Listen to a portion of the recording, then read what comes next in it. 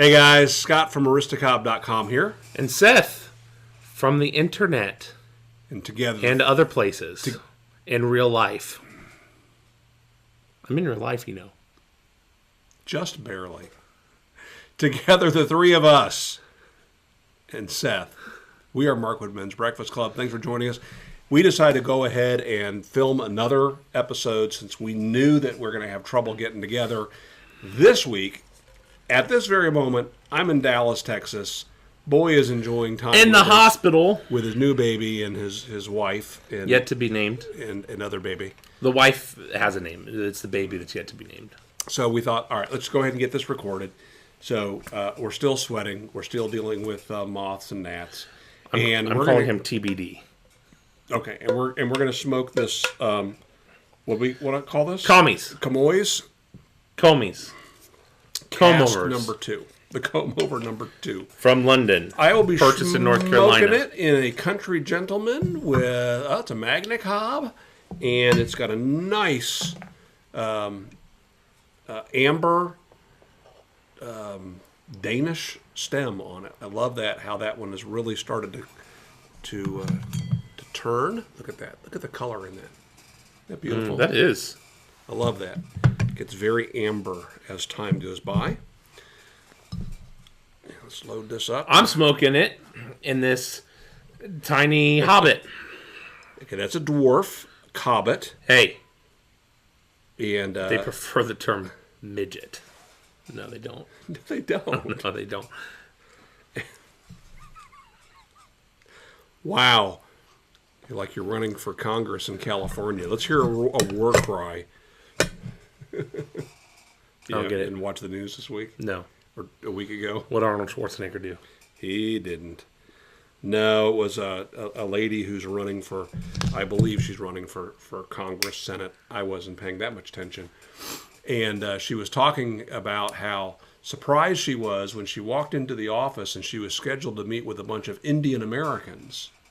And she was surprised to see that they weren't a bunch of, but instead were from India. And this hush falls over the audience and a couple gasps. Yeah, that's just not. She did exactly like that. Yeah, that's amazing. Yeah, and it's just not something you do outside of Atlanta. I was watching this documentary. Chomp. This documentary filmed in Atlanta of this zombie outbreak. It follows this guy. He was a police officer, Rick Grimes. Yeah, it's really interesting. It's still ongoing. Things have really taken a bad turn. I haven't been in Atlanta since last summer, but you know that 3 summers ago, I was there and the crew was set up and they were filming on the railroad tracks in Atlanta. Really? Yeah, and we had no idea what it was. We just knew they had some things on the some signs and stuff as we went past it. For that documentary? For the documentary, yeah, they were filming. True life. Mm-hmm. True story. For the uninitiated, the Mad Men went off the air. No, oh, did it? No. So I bought my best friend was the best man at my wedding.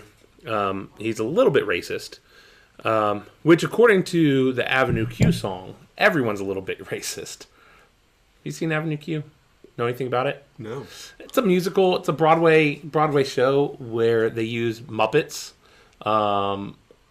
in real life. It's like if you took Muppets and put them into Rent. So Avenue Q as opposed to Sesame Street? Yes. And so you know, it's inappropriate, adult themed, but some of the songs are pretty funny. And one of them is Everyone's a Little Bit Racist. Not as inappropriate as Doug the Bunny. Greg the Bunny? Greg the Bunny. More so because Greg the Bunny was on TV. Yeah. This is on Broadway, so it's a little bit more so. Wow. So anyway, I bought him this book, The Practical Guide to Racism. It's funny if you are a little bit racist. No, it's all in humor. So you know, we joke about being terrible people. It's funny as The Simpsons satire. Were funny because you don't behave that way. That's why it's funny. Right? That's right. Right. Dark humor.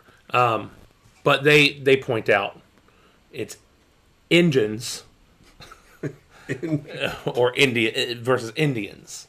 So Indians are from India. Indians are from America. Wow. There was a kid. This woman would agree. Yeah. She thought she was meeting with Indians. Yeah. She's very very confused. Clearly, they said Indians. They were Indians, not Indians. So if you haven't already flagged the video, I believe you can find that in probably the bottom right-hand corner of the video. Yeah.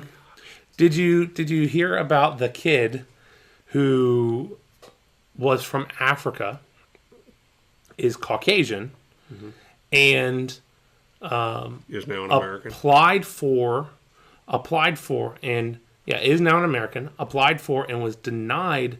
He applied for the scholarship, or something. African American award in his high school. Sure, they had a African American of the Month award at his high school, and they said no, you can't apply for this. He was denied entry, and he said, "I am from Africa."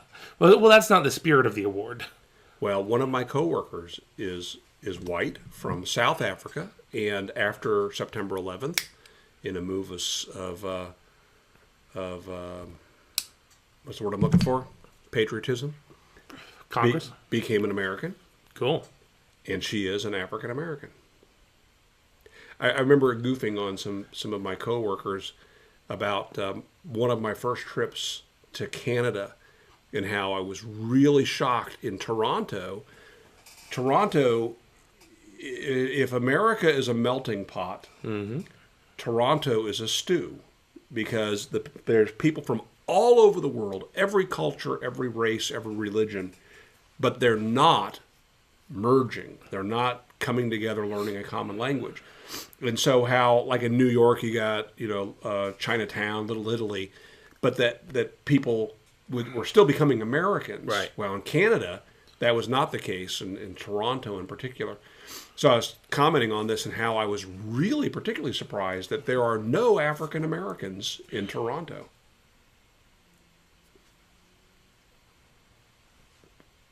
Right. There's some African Canadians. Right. But no African Americans. And they took the line out on that one, too. Did they? Yeah, you could hear it. There are probably some American Canadians. How are we going to tag this video? Don't know. We can talk about other things and tag it thusly, but put a warning. Really, we should have J. Walter Weatherman come in and give a warning, teach a lesson. Yes, we should. Yeah. Guys, I apologize. This 10 minutes has been a waste for you. It's been fun for me. So I apologize.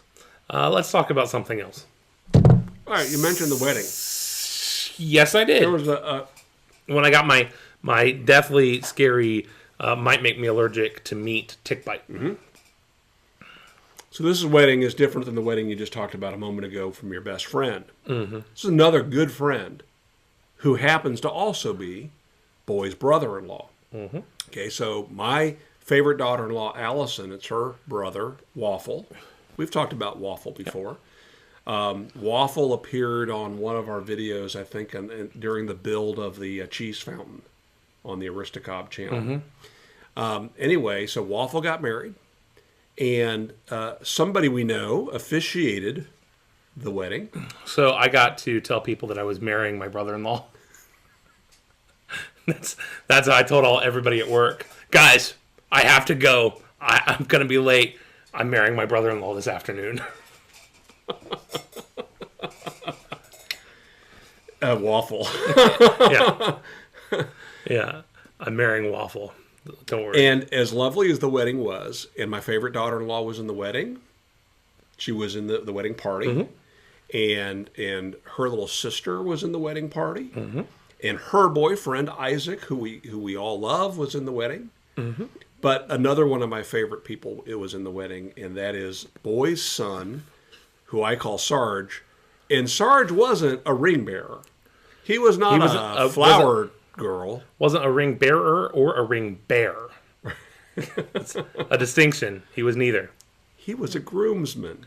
Right, he was. And in a little tux, and he was so cute, so adorable, holding his little stuffed giraffe Gakko. So I think I've talked before. My son has this condition that makes him dehydrate very quickly. His body doesn't retain water the same way mine does, the same way yours likely does. And one of the side effects of that is if he gets hot, he gets very lethargic and very he just doesn't deal well with heat. And he was in a tux, in plastic dress shoes, right outside, 6 o'clock. It was humid, it was hot, North Carolina summer weather, and I know it's not summer yet officially. It's summer enough, and so he was just, and when he overheats, he gets lethargic and he gets real tired, and so both of those things had happened. So he was out of it practically. So he wanted to hold his stuffed animal, his stuffed giraffe that he sleeps with every night. So we let him, so that he'd be in a good mood. He did great. He made it almost all the way through the entire wedding before he finally decided it was time to go sit with his grandma.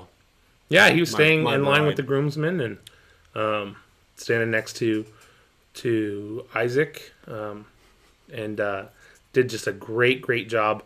There was one part during the vows that he had enough, and he just. You did a great job too, by the way. Thank you. You did a really good job. Thank you. Mostly I just job. read. It was a passable job. It was okay. Mostly I just read saying. off of my sheet and did it loudly enough for people to hear. So yeah, very good. Yeah, 2 things I've done for some time. It was all right. It was. Read loudly. Those are the 2 things. Well, not the only 2 things, but they're 2 things that I have done. Yeah, I have been reading for a while, a couple of years, and being loud, a long time, about as long as you've known me. It's one of your strengths. Yeah, and so surprised it wasn't your top 5. If we spend the extra money, we could find out how far up that ranks. Yeah. It's one of those. It's an activator. So activators are loud. And what else? What did you get from Waffle? Love and affection. Oh yeah, a hug. Well, let me tell you before going into that. There's a wedding tradition. It started with a camp tradition. Some of you may know the song by the comedian, songwriter Haywood Banks. And I saw this on TV. Saw him on a news channel, a local news channel when we were living in Ohio. I think we were living in Hilliard. So this was like 17 years ago. 1998. Yeah, 17 years ago that I first saw this. And looked up his comedy. He's got musical comedy. It's very, very funny. And one of his songs, if you're familiar with any of his songs, you would be familiar with the Toast song. And Toast song. Toast. Google it. You'll find it. There's a version of it that has a cartoon adaptation connected. It's very good. And you can also find one of Boy at camp doing it if you just search Toast and Spam. Yep. Right? Yep. Yeah, there are several actually copies of the video of me doing it.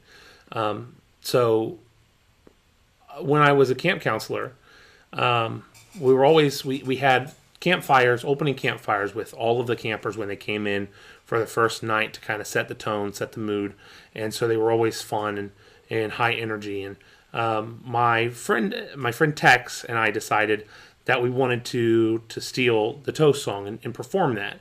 And, Haywood Banks does it himself. He straps a toaster to his chest, plays it like a drum with forks, and sings this song about toast. And at one part, you sing the verses, and then the chorus is just, yeah, toast! Yeah, toast! And then it goes back into verses. It's a great chorus. It's catchy. Yeah, and toast. And so my friend Tex and I thought it would be funny to do something kind of like Andy Kaufman, where if you've seen his Mighty Here Mouse, he comes to save the day. where he's just standing there like a goofball, and then does the "Here he comes to save the day." Something where Tex was the straight man, where he's just standing there looking dumb, while I'm doing all you're the talking, being dumb, performing. Yeah, I mean, kind of Smothers Brothers-ish too, So I'm being dumb. I'm being the loud guy. I did all of the introduction. I would talk about how we love toast. This is our favorite thing, or we wrote this song about our first love. Camp is our second love, but this is about our first love, and we just really want to share this with you. Pull the toaster out from behind the curtain. So you stole credit. Absolutely, for this. Yeah, absolutely. You do that at camp. It happens.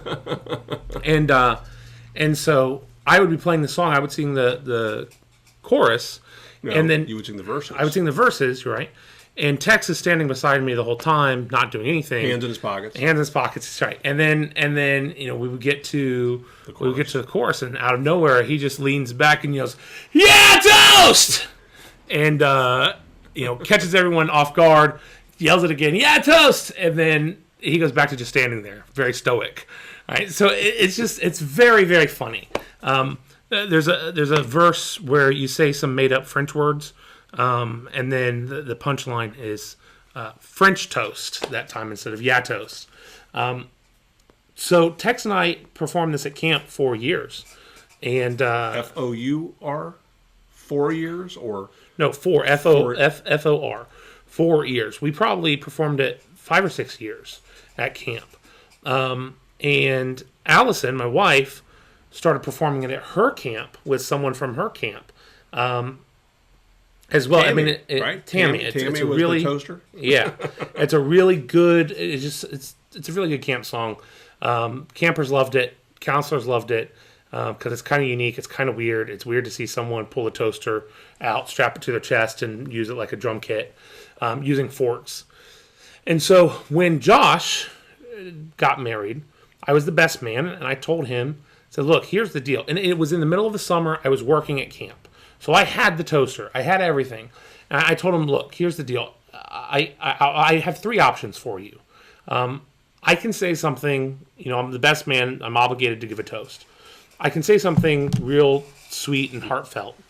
I have this toast song, which I think it would be kind of funny to give my best man toast and have it be this song about toasting bread,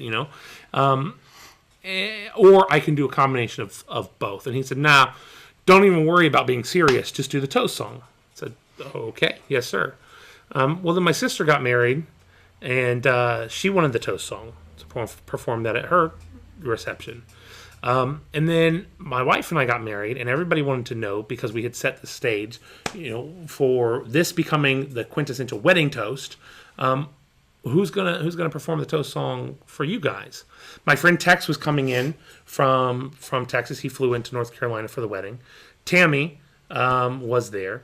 Waffle wanted to volunteer. A bunch of people were ready to volunteer, and they really wanted to get the opportunity to do it. And I said, I think we've got it worked out. What I did is I took video of me and Tex and Allison and Tammy at camp, spliced it together so we each sang a verse, and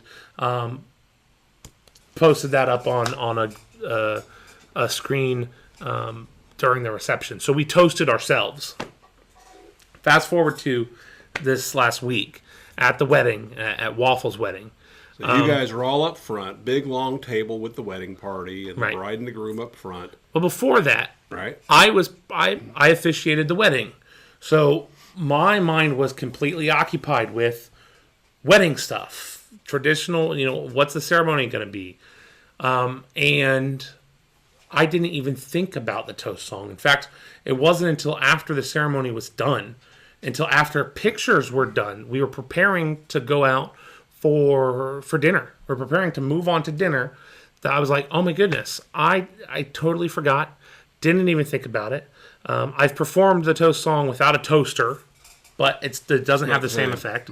And I said, I totally forgot. So that's fine. It's fine. I'm not a groomsman. I officiated. I'll just say something heartfelt. That's fine. no, I really should. So I pulled my friend Chris over and said, Chris, I need a toaster. I need a toaster. And so he pulled up his phone, found out Walmart, where the nearest Walmart is, and drove the 10 minutes to Walmart, picked it up, was gone for half an hour. He missed the first half hour of dinner.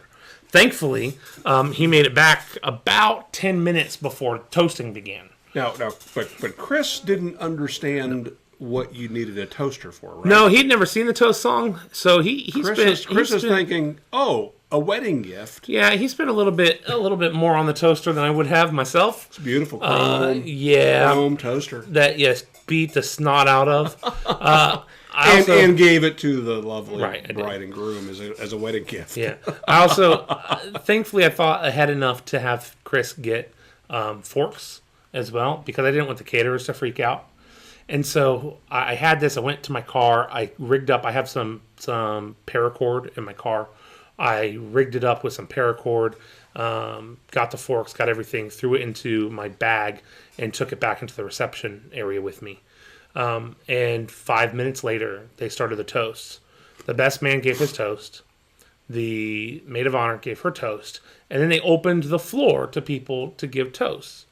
Now, usually that's the point where the father of the bride, father of the groom, mothers, and, best friends kind of get involved in toast. And there was crickets. Well, no.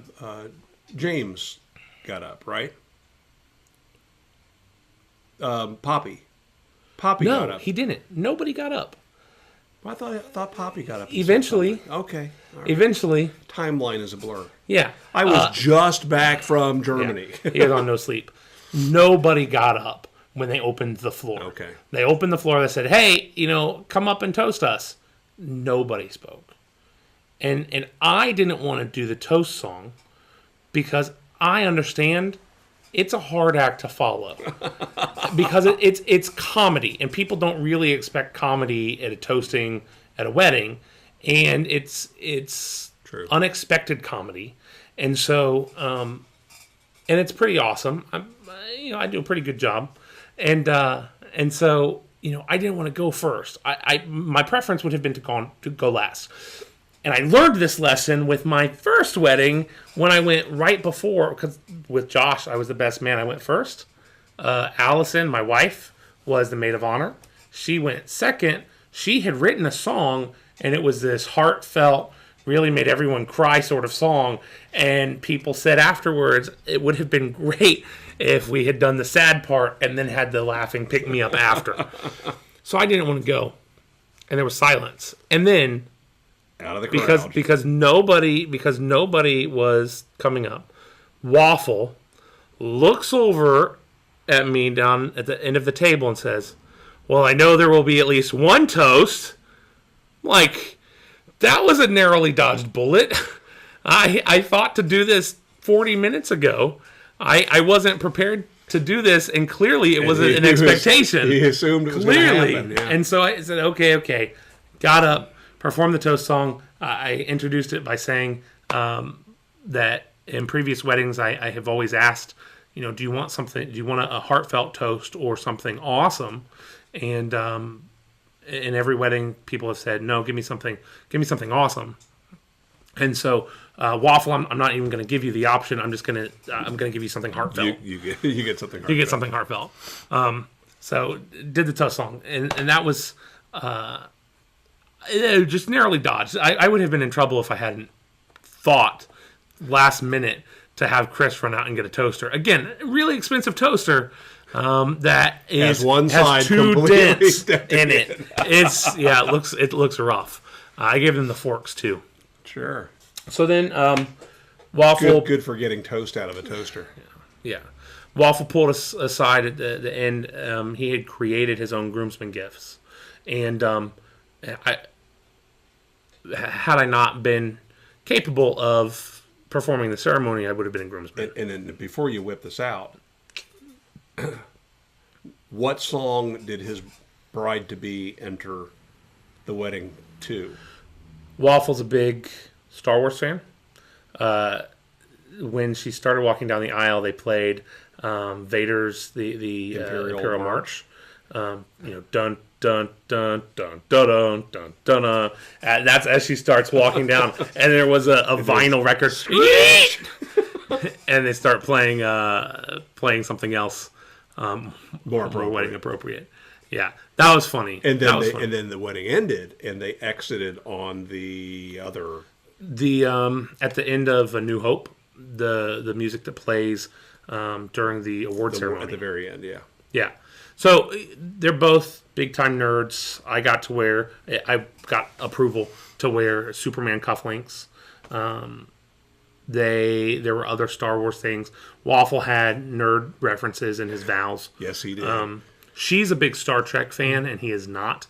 He hates Star Trek, and he was saying, I'll be the Batman to your Robin, the peanut butter to your jelly. I will even be your Jean-Luc Picard if necessary.